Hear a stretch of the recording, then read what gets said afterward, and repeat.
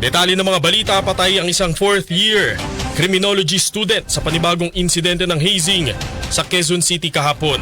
Sa inisyal na investigasyon ng QCPD, dumalo sa initiation rights ng mga miyembro ng Tau Gamma Phi PCCR chapter ang biktimang si Aldrin Bravante, 4th year student ng Philippine College of Criminology sa isang abandonadong gusali sa Santo Domingo, kanto ng Calamba Street sa lungsod.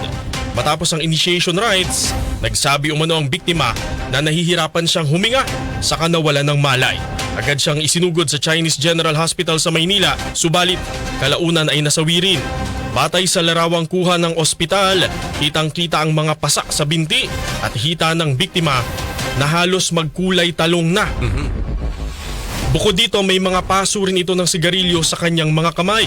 Ayon sa ama ng biktima na si Alexander Bravante, nabalitaan na lamang niya ang nangyari sa anak nang mayroong magpuntang pulis sa kanilang bahay.